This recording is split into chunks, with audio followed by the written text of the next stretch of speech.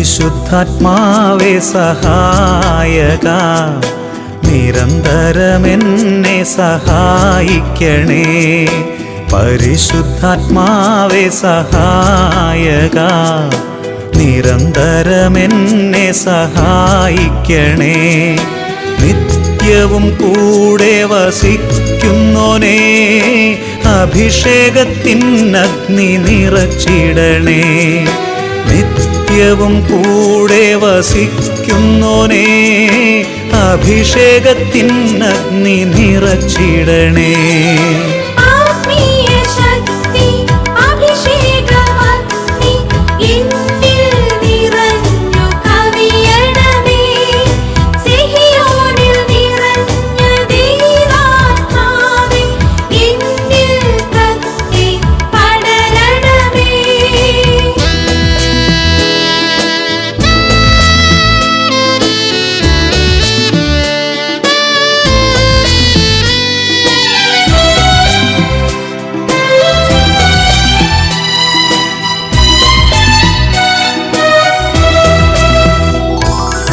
എന്നുള്ളിൽ നിറയുന്ന ദൈവിക ശക്തി ലൗകിക ശക്തിയെ തകർത്തിടുന്നു. എന്നുള്ളിൽ നിറയുന്ന ദൈവിക ശക്തി ലൗകിക ശക്തിയെ തകർത്തിടുന്നു. പാപനീതി ന്യായ ബോധ്യങ്ങൾ ഹൃത്തിൽ നിറച്ചെന്നെ അഭിഷേചിക്കൂ. പാപനീതി ന്യായ ബോധ്യങ്ങൾ ഹൃത്തിൽ നിറച്ചെന്നെ അഭിഷേചിക്കൂ.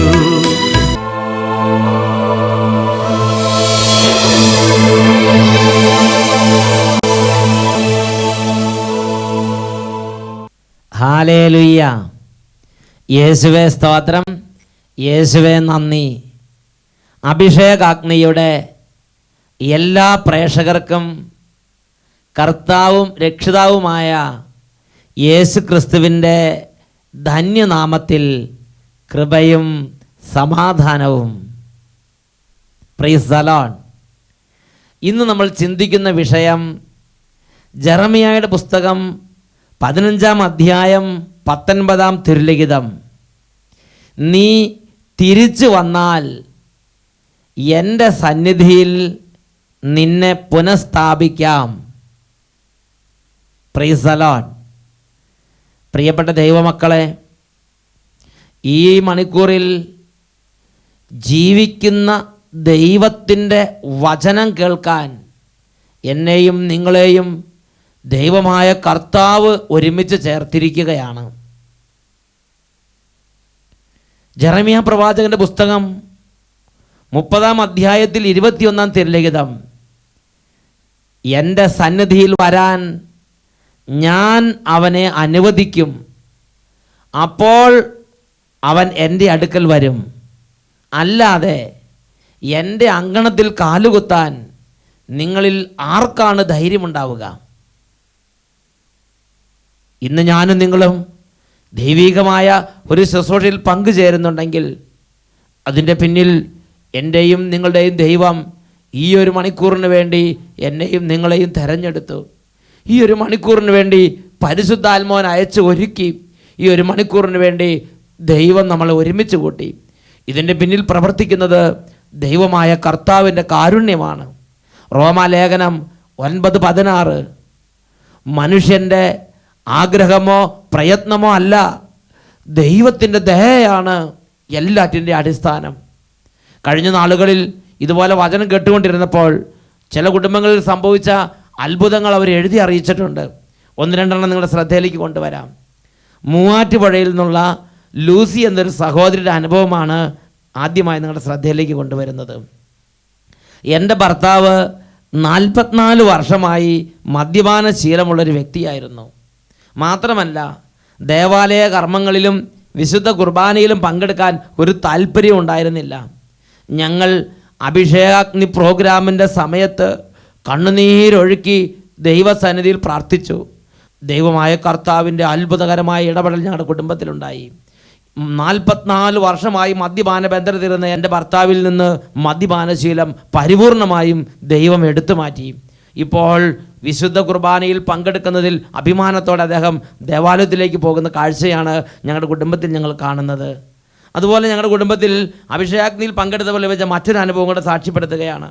ഞങ്ങളുടെ കൃഷിയിടത്തിൽ വളരെയധികം എലികളുടെ ശല്യമുണ്ടായിരുന്നു. എന്ത് ചെയ്തിട്ടും എലി ശല്യം മാറുന്നില്ല. അങ്ങനെ ഇരിക്കുന്ന അവസരത്തിലാണ് അഭിഷേകാഗ്നി പ്രോഗ്രാമിൽ ഒരു വ്യക്തിയുടെ അനുഭവ സാക്ഷ്യം അച്ഛൻ വായിച്ചു കേൾപ്പിച്ചത്. അതിൽ കൃഷിയിടത്തിൽ എലിശല്യം ഉണ്ടായിരുന്നത് അഭിഷേകാഗ്നി പ്രോഗ്രാമിൻ്റെ സമയത്ത്, ആരാധനയുടെ സമയത്ത് പ്രാർത്ഥിച്ചപ്പോൾ വിട്ടുമാറിയ സംഭവമായിരുന്നു വായിച്ചു കേൾപ്പിച്ചത്. അത് കണ്ടുകൊണ്ടിരുന്നപ്പോൾ എൻ്റെയും വിശ്വാസം വർദ്ധിച്ചു. ഞങ്ങളുടെ കൃഷിയിടത്തിൽ എലിശല്യം ഉണ്ടല്ലോ, ഞാനും പ്രാർത്ഥിക്കുമെന്ന് പറഞ്ഞ് മുട്ടുമേൽ നിന്ന് ആരാധനയുടെ സമയത്ത് യേശുവിൻ്റെ നാമത്തിൽ കൃഷിയിടത്തിൽ നിന്ന് എലിശല്യം വിട്ടുപോകാൻ വേണ്ടി പ്രാർത്ഥിച്ചു. അത്ഭുതമെന്ന് പറയട്ടെ, ഞങ്ങളുടെ കൃഷിയിടത്തിൽ നിന്ന് ഇങ്ങനെയുള്ള കീടബാധകളും എലിശല്യങ്ങളും പരിപൂർണമായി വിട്ടൊഴിഞ്ഞു പോയി. ഇന്ന് ഞങ്ങളുടെ കൃഷിയിടത്തിൽ എലികളുടെയോ മറ്റ് കീടബാധകളുടെയോ ശല്യം ഞങ്ങളെ ഉപദ്രവിക്കുന്നില്ല. യേശു ക്രിസ്തുവിൻ്റെ നാമത്തിന് 1000 നന്ദിയും സ്തുതിയും അർപ്പിക്കുന്നു. Praise the lord. മൂവാറ്റുപുഴയിൽ നിന്ന് ഒരു കുടുംബം അവരുടെ അനുഭവം വെളിപ്പെടുത്തിയിരിക്കുകയാണ്. പ്രിയപ്പെട്ട സഹോദരങ്ങളെ, ഇങ്ങനെ യേശുവിൻ്റെ നാമത്തിൽ പിതാവായ ദൈവം ഒരുമിച്ച് കൂട്ടി ഇങ്ങനെ ഒരു ആത്മീയ ശുശ്രൂഷയിൽ പങ്കുചേരുമ്പോൾ പ്രാർത്ഥിക്കുന്ന സമയത്ത് യേശുവിൻ്റെ നാമത്തിൻ്റെ അത്ഭുത ശക്തി കുടുംബങ്ങളിലേക്ക് വ്യാപരിക്കും. നമുക്കായി പിതാവ് വാഗ്ദാനം ചെയ്തിരിക്കുന്ന പരിശുദ്ധാത്മാവിൻ്റെ ശക്തി കുടുംബങ്ങളിലേക്കും കൃഷിയിടങ്ങളിലേക്കും വ്യാപാര സ്ഥാപനങ്ങളിലേക്കും ജോലി സ്ഥലങ്ങളിലേക്കും പഠന മേഖലകളിലേക്കും വ്യാപരിക്കും. പഠിക്കാൻ ബുദ്ധിമുട്ടുള്ള കുഞ്ഞുങ്ങൾക്ക് ഈ സമയത്ത് പരിശുദ്ധാത്മാവിൻ്റെ അത്ഭുത അഭിഷേകം ലഭിച്ച് ബുദ്ധി തെളിഞ്ഞ് നല്ല റിസൾട്ടോടെ പാസ്സാകാൻ തക്കവണ്ണം പഠന മേഖലകളെ കർത്താവ് അനുഗ്രഹിക്കും. ഈ സമയത്ത് 2 കാര്യങ്ങൾ ദൈവസന്നിധിയിലേക്ക് നമുക്ക് ഉയർത്താം. കണ്ണുകൾ അടച്ച് പ്രാർത്ഥിക്കുകയാണ്. ഓ ദൈവമേ, അങ്ങയുടെ പരിശുദ്ധാത്മാവിനെ അയക്കണമേ. വചനം കേൾക്കാൻ മാത്രമല്ല, വചനം അനുസരിച്ച് ജീവിക്കാൻ, ദൈവത്തെ ആരാധിക്കാൻ, ദൈവത്തെങ്കിലേക്ക് പിന്തിരിയാൻ, ദൈവകൃപയെ ജീവിക്കാൻ, ഒരുപാട് അത്ഭുതങ്ങൾ യേശുവിൻ്റെ നാമത്തിൽ സംഭവിക്കാൻ ഇപ്പോൾ ഈ മണിക്കൂർ അത്ഭുതങ്ങളുടെയും അടയാളങ്ങളുടെയും ദൈവിക ഇടപെടലുകളുടെയും മണിക്കൂറുകളായി മാറാൻ ഓ സ്വർഗ്ഗപിതാവേ, ഓ ഞങ്ങളുടെ പിതാവേ, ഓ ഞങ്ങളുടെ ദൈവമേ, പരിശുദ്ധാത്മാവിനെ അയക്കണമേ. ഓരോ മകനും മകളും ആഗ്രഹിക്കട്ടെ. കണ്ണുകൾ അടയ്ക്കുന്നു, കരങ്ങൾ ഉയർത്തിപ്പിടിക്കുന്നു, സ്തുതിക്കട്ടെ. ഹാലലുയ്യ, ഹാലലുയ്യ.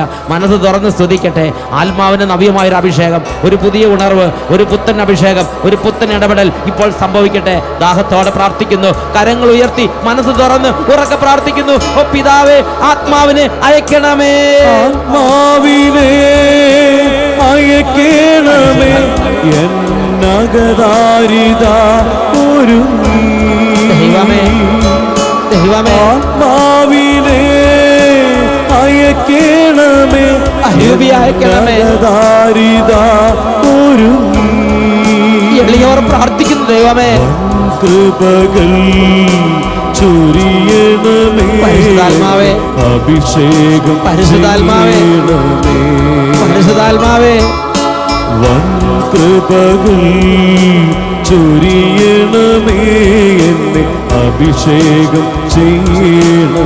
എല്ലാവരും അവരവരായിരിക്കുന്ന സ്ഥലങ്ങളിൽ കരങ്ങൾ ഉയർത്തി കണ്ണുകൾ അടച്ച് ആത്മാവേ, പരിശുദ്ധാത്മാവേ ആഗ്രഹിച്ച് പിതാവിനോട് പറയുകയാണ്. പിതാവേ, പരിശുദ്ധാത്മാവിനെ വർഷിക്കണമേ. പ്രാർത്ഥിക്കുന്നു. ആത്മാവിനെ അയക്കണമേ. എന്നകദാരിത ഒരു അപ്പ, പരിശുദ്ധാത്മാവിനെ അയക്കണമേ.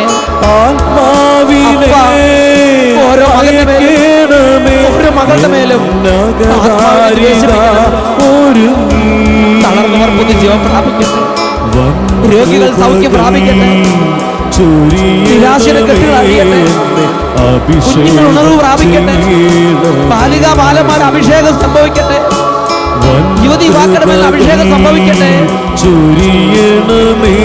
എന്നെ അഭിഷേകം ചെയ്യണമേ. അഭിഷേകം കരങ്ങൾ ഉയർത്തി എല്ലാവരും സ്തുതിക്കുന്നു. Hallelujah, hallelujah. ഓ പരിശുദ്ധാത്മാവെ സ്പർശിക്കണമേ. അടഞ്ഞിരിക്കുന്ന ഹൃദയങ്ങളെ തുറക്കണമേ പരിശുദ്ധാത്മാവേ. ഓ പരിശുദ്ധാത്മാവെ, പിന്മാറ്റത്തിലേക്ക് പോകുന്ന മക്കളെ സ്പർശിക്കണമേ. തളർന്ന മക്കളെ സ്പർശിക്കണമേ. ഓ പരിശുദ്ധാത്മാവേ, നിർജീവമായ പ്രാർത്ഥനാ ജീവിതങ്ങൾ, ആത്മീയ മന്ദത, മരവിപ്പ്, ഈ മേഖലകൾക്ക് ഇടപെട്ട് ഒരു പുതിയ ഉണർവിലേക്ക് ഇപ്പോൾ ഈ ദാസിദാസന്മാരെ ഉണർത്തണമേ. ഹല്ലേലൂയ, ഹല്ലേലൂയ, ഹല്ലേലൂയ, ഹല്ലേലൂയ. യേശുവേ ആരാധന, ആരാധന. യേശുവേ ആരാധന, ആരാധന. യേശുവേ സ്തോത്രം, യേശുവേ നന്ദി, യേശുവേ സ്തോത്രം, യേശുവേ നന്ദി.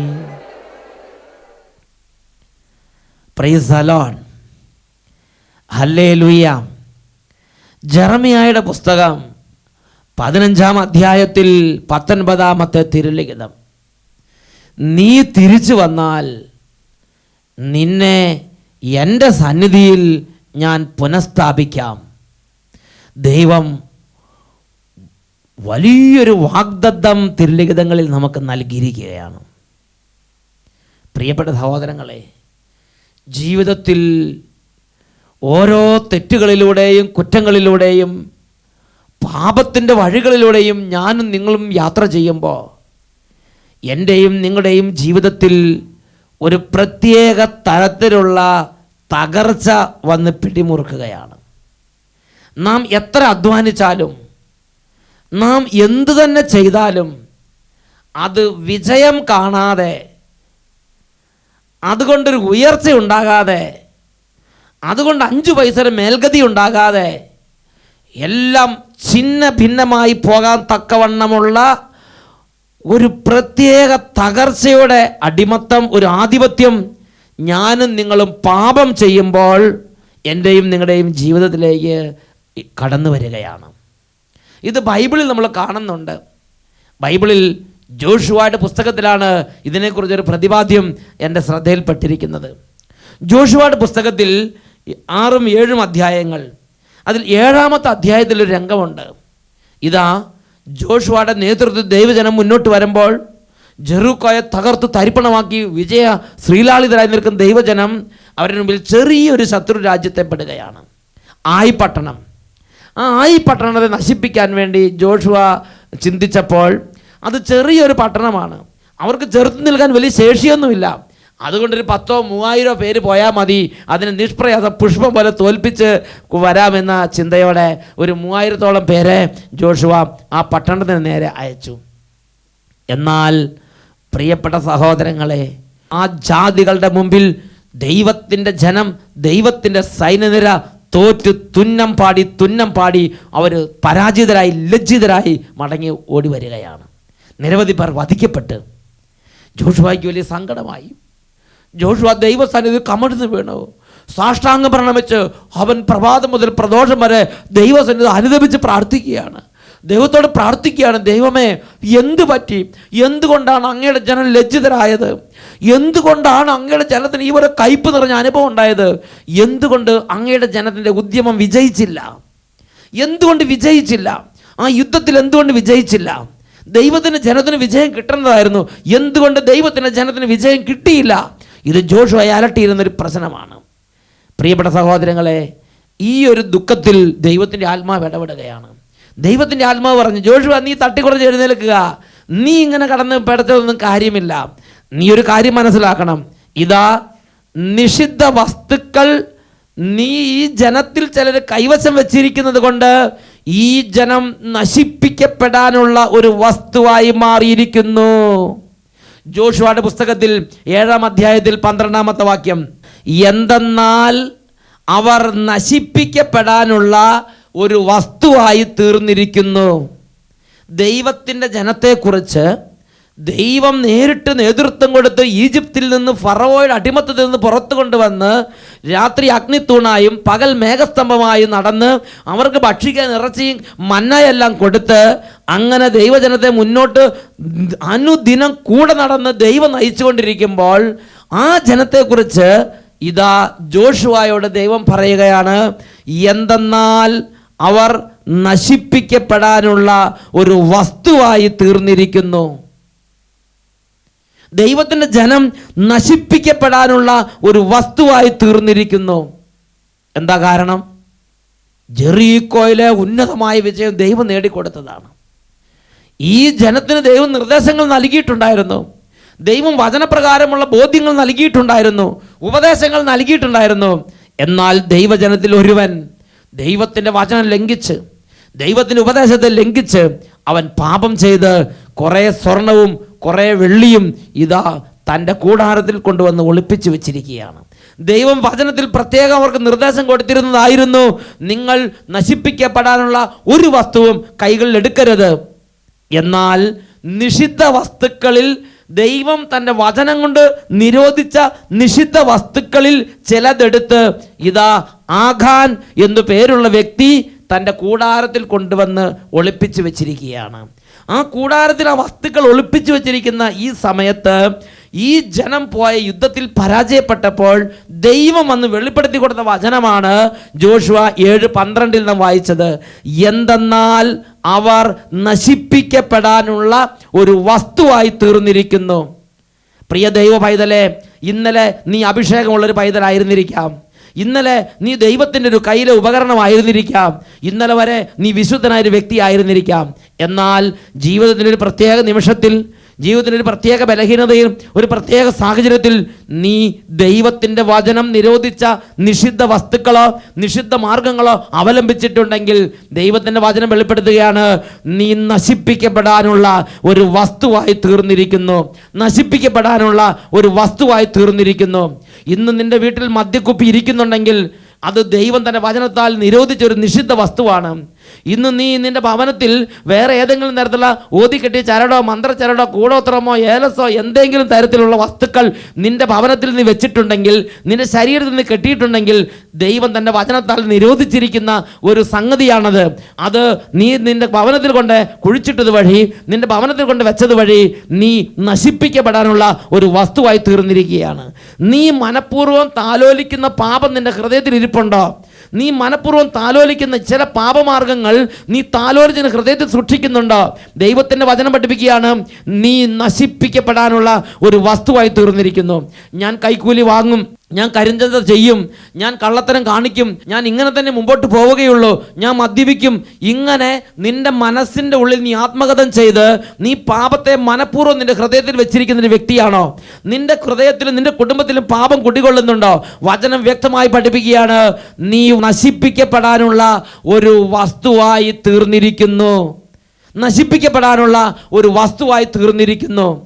പ്രിയപ്പെട്ട സഹോദരങ്ങളെ, പാപത്തിൻ്റെ ഒരു പ്രത്യേകതയാണ്, നിങ്ങൾ ചിന്തിച്ച് നോക്കുക. ഈ ദൈവജനം പിന്നെ പോയ യുദ്ധത്തിൽ അവർ പരാജയപ്പെട്ടെന്ന് മാത്രമല്ല, ശത്രുക്കൾ ഇവരെ നശിപ്പിക്കാൻ തുടങ്ങി. ഇന്ന് എന്നെ നിങ്ങളെ മറ്റുള്ളവരോ നശിപ്പിക്കാൻ തുടങ്ങുന്നുണ്ടെങ്കിൽ, ഇന്ന് എന്നെ നിങ്ങളെ മറ്റുള്ളവരൊന്ന് പീഡിപ്പിക്കാൻ തുടങ്ങുന്നുണ്ടെങ്കിൽ, ഇന്ന് എന്നെ നിങ്ങളെ രോഗമോ കടബാധ്യത ദുഃഖമോ ദുരിതമോ ഒന്ന് അലട്ടുകയും നശിപ്പിക്കുകയും ചെയ്യുന്നുണ്ടെങ്കിൽ അതിൻ്റെ പിന്നിൽ കിടക്കുന്ന ഒരു കാരണം ഇന്നലകളിലെ പാപം ആയിരിക്കാം. കാരണം ജെറമിയായുടെ പുസ്തകം 5-ാം അധ്യായത്തിൽ 24-25 തിരുലിഖിതങ്ങളിൽ ദൈവത്തിൻ്റെ ആത്മാവ് പഠിപ്പിക്കുകയാണ്, നമ്മുടെ ദൈവമായ കർത്താവിനെ നമുക്ക് ഭയപ്പെടാം. അവിടുന്ന് യഥാസമയം മഴ പെയ്യിക്കുന്നു, ശരൽക്കാല വർഷവും വസന്തകാല വർഷവും അവിടുന്ന് നമുക്ക് നൽകുന്നു, വിളവെടുപ്പിനുള്ള ആഴ്ചകൾ തെറ്റാതെ നമുക്ക് നിയോഗിച്ചു തരുന്നു എന്ന് അവർ കരുതിയില്ല. എന്നാൽ നിങ്ങളുടെ ദുഷ്കൃത്യങ്ങൾ ഇവയെല്ലാം നിങ്ങൾക്ക് നഷ്ടപ്പെടുത്തി. നിങ്ങളുടെ പാപങ്ങൾ ഈ നന്മയെല്ലാം നിങ്ങളിൽ നിന്ന് അകറ്റിയിരിക്കുന്നു. മനുഷ്യൻ ചെയ്യുന്ന പാപത്തിന് ഒരു പ്രത്യേകതയുണ്ട്. മനുഷ്യൻ ചെയ്യുന്ന പാപത്തിൻ്റെ ശക്തിയാണ് ദൈവത്തിൽ നിന്ന് വരുന്ന നന്മകളെ തടസ്സപ്പെടുത്താനുള്ള ഒരു പ്രത്യേക സ്വഭാവം. ഇതാ നിങ്ങളുടെ പാപങ്ങൾ ഈ നന്മയെല്ലാം നിങ്ങൾക്ക് നഷ്ടപ്പെടുത്തിയിരിക്കുന്നു. പ്രിയപ്പെട്ട ദൈവ പൈതലെ, ഞാനും നിങ്ങളും പാപം ചെയ്യുമ്പോൾ എൻ്റെയും നിങ്ങളുടെയും ജീവിതത്തിലേക്ക് വരുന്ന നന്മകളെ നഷ്ടപ്പെടുത്തുന്ന നന്മയുടെ നശീകരണിയെയാണ് എൻ്റെയും നിങ്ങളുടെയും ജീവിതത്തിൽ ഞാനും നിങ്ങളും കൊണ്ടുവന്ന് വെക്കണമെന്ന് മനസ്സിലാക്കണം. എൻ്റെയും നിങ്ങളുടെയും ജീവിതത്തിൻ്റെ നന്മ നശിപ്പിക്കുന്ന ഒരു പ്രതിഭാസത്തെയാണ് പാപം ചെയ്യുന്നത് വഴി എൻ്റെയും നിങ്ങളുടെയും ശരീരത്തിൽ, എൻ്റെയും നിങ്ങളുടെ കുടുംബത്തിൽ, എൻ്റെയും നിങ്ങളുടെ സ്ഥാപനത്തിൽ ഞാൻ നിങ്ങൾ കൊണ്ടുവന്ന് പൂജിക്കുന്നത്. പാപം ഇരിക്കുന്ന വ്യക്തിയിൽ, പാപം ഇരിക്കുന്ന ശരീരത്തിൽ, പാപം ഇരിക്കുന്ന കുടുംബത്തിൽ ദൈവത്തിൻ്റെ നന്മയെ നശിപ്പിക്കുന്ന പ്രതിഭാസത്തെ നീ കൊണ്ടുവന്ന് വെച്ചിരിക്കുന്നു എന്ന് തിരുലിഖിതം പഠിപ്പിക്കുകയാണ്. അതുകൊണ്ട് ഒരു ദൈവ പൈതൽ തൻ്റെ പാപത്തെക്കുറിച്ച് അനുതപിച്ച് ദൈവത്തിലേക്ക് തിരിഞ്ഞ് പാപത്തെ ഉപേക്ഷിച്ച് ദൈവത്തെ സ്വീകരിക്കുന്ന ഒരു സ്വഭാവത്തിലേക്ക് മടങ്ങി വന്നാലോ, എന്നാണോ പാപത്തെ ഉപേക്ഷിക്കുന്നത്, എന്നാണോ അനുതപിച്ച് ദൈവത്തെ ഹൃദയത്തിലേക്ക് സ്വീകരിക്കുന്നത്, അന്ന് തൊട്ട് അവൻ്റെ ജീവിതത്തിൽ നന്മയും വിജയവും ഉയർച്ചയും അഭിവൃദ്ധിയും കർത്താവ് നൽകും. ഇത് നമ്മൾ വായിക്കുന്നത് യെശയ്യാ പ്രവാചകന്റെ പുസ്തകത്തിൽ 30-ാം അധ്യായത്തിൽ 22-23 തിരുലിഖിതങ്ങളിലാണ്. അപ്പോൾ നിങ്ങളുടെ വെള്ളി പൊതിഞ്ഞ കൊത്തു വിഗ്രഹങ്ങളെയും സ്വർണം പൂശിയ വാർപ്പ് വിഗ്രഹങ്ങളെയും നിങ്ങൾ നിന്ദിക്കും.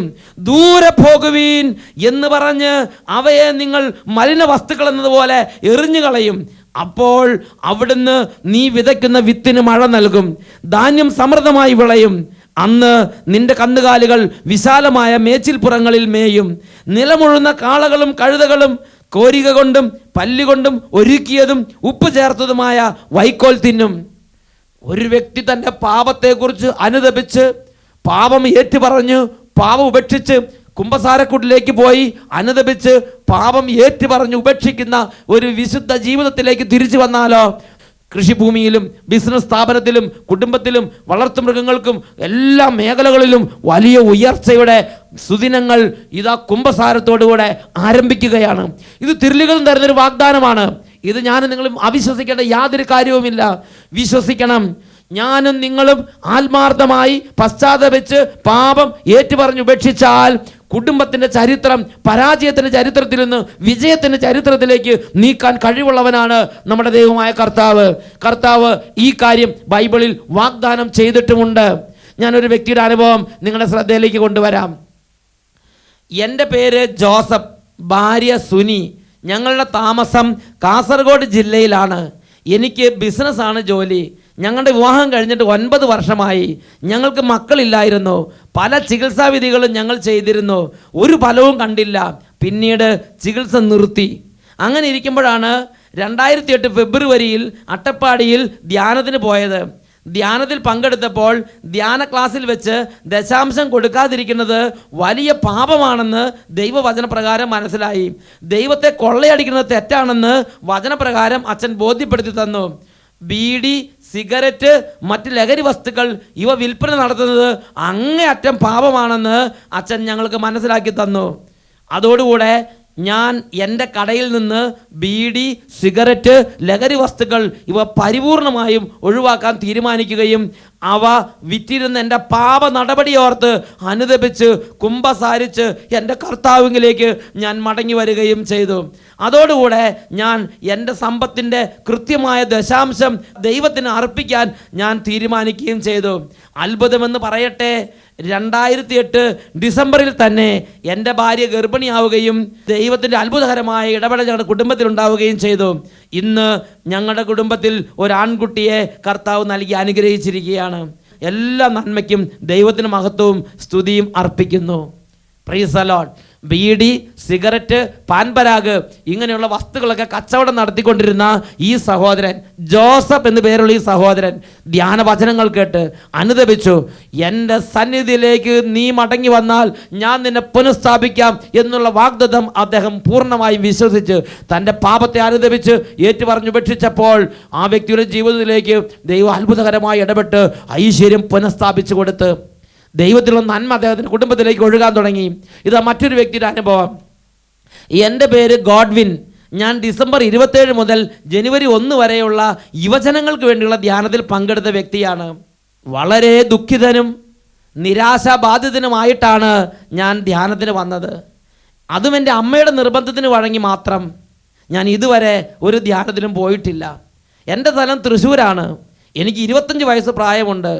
പല തരത്തിലുള്ള സിദ്ധാന്തങ്ങളും ചിന്തകളും തത്വവിചാരങ്ങളും എന്നെ അലട്ടിയിരുന്നു. വിശുദ്ധിക്ക് വിരുദ്ധമായ പല സ്വഭാവങ്ങളും എനിക്കുണ്ടായിരുന്നു. ദൈവത്തെ മഹത്വപ്പെടുത്താനോ ആരാധിക്കാനോ സ്തുതിക്കാനോ സന്ധ്യാപ്രാർത്ഥനയിൽ പങ്കുചേരാനോ എനിക്ക് കഴിയുമായിരുന്നില്ല. ഇതിൻ്റെ എല്ലാം ഫലം കടുത്ത നിരാശയും ഭയവുമായിരുന്നു. എൻ്റെ 25 വർഷത്തെ ജീവിതം തീർത്തും വേദന നിറഞ്ഞതായിരുന്നു. ഞാൻ നിരാശനായിരുന്നു. അത്ഭുതമെന്ന് പറയട്ടെ, ധ്യാനത്തിൽ വെച്ച് ദൈവം എന്നെ സ്പർശിച്ചു. എനിക്ക് നല്ല അനുതാപം കിട്ടി. ഞാൻ വിശുദ്ധീകരിക്കപ്പെട്ടു. പൂർണ്ണ മനസ്സോടും പൂർണ്ണ ഹൃദയത്തോടും കൂടെ പൊട്ടിക്കരഞ്ഞ് ഞാൻ കുമ്പസാരിച്ചു. കുമ്പസാരത്തിലൂടെ എനിക്ക് പാപക്ഷമ ലഭിച്ചു. ധ്യാനത്തിന് ശേഷം വിശുദ്ധ ഗ്രന്ഥം വായിക്കാനും കൊന്ത ചെല്ലാനും ഞാൻ സമയം കണ്ടെത്തി. ദേവാലയത്തിൽ പോയി ദിവസവും കുർബാനയിൽ പങ്കെടുക്കാൻ സജീവമായി പങ്കെടുക്കാൻ തുടങ്ങി. അത്ഭുതമെന്ന് പറയട്ടെ, ധ്യാനത്തിന് ശേഷം 6 ദിവസത്തിനുള്ളിൽ തന്നെ എനിക്ക് നല്ലൊരു ജോലി വിദേശത്ത് എൻ്റെ കർത്താവ് ഒരുക്കി. എൻ്റെ ദൈവത്തിന് ഞാൻ കോടാനുകോടി നന്ദി പറയുന്നു.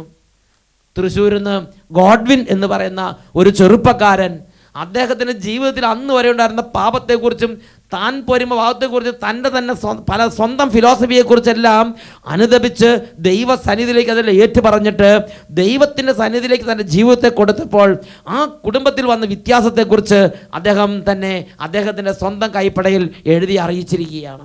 പ്രിയപ്പെട്ട ദൈവമക്കളെ, നീ തിരിച്ചു വന്നാൽ നിന്നെ എൻ്റെ സന്നിധിയിൽ പുനഃസ്ഥാപിക്കാം എന്ന് കർത്താവ് വാഗ്ദത്തം നൽകിയിരിക്കുകയാണ്.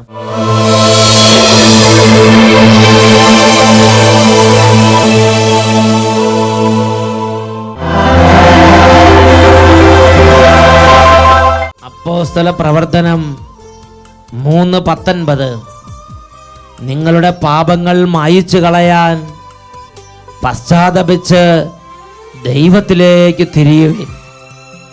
പ്രിയപ്പെട്ട ദൈവമക്കളെ, ഇതാ സ്വർഗാദി സ്വർഗങ്ങളുടെ രാജാവായ രക്ഷിതാവായ യേശു ക്രിസ്തു ഈ യേശു കർത്താവിൻ്റെ സന്നിധിയിലേക്ക് കരമുയർത്തി നിലവിളിക്കുന്നെങ്കിൽ ഇപ്പോൾ പാപത്തിൻ്റെ കെട്ടുകളിൽ നിന്ന് വിടുതലുണ്ട്.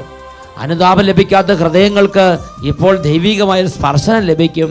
കഠിന ഹൃദയങ്ങൾ, പാപത്തെക്കുറിച്ച് ഹൃദയം കൊണ്ട് അംഗീകരിക്കാൻ പറ്റാതെ സ്വന്തം പാപത്തെ ന്യായീകരിച്ച് നടക്കുന്നവർ, ദൈവത്തിൽ നിന്ന് അകന്നു കഴിയുന്നവർ, ദേവാലയ കർമ്മങ്ങൾ ഉപേക്ഷിച്ചവർ, വിശുദ്ധ കൂദാശകളിൽ നിന്ന് അകന്നു പോയവർ, വിശ്വാസം മങ്ങിപ്പോയവർ, ദൈവത്തോട് ഹൃദയം കൊണ്ട് മത്സരിച്ചു കൊണ്ടിരിക്കുന്നവർ എല്ലാവരും കരങ്ങൾ ഉയർത്തി യേശുവിനെ വിളിക്കട്ടെ. ഹാലലുയ്യ, ഹാലലുയ്യ.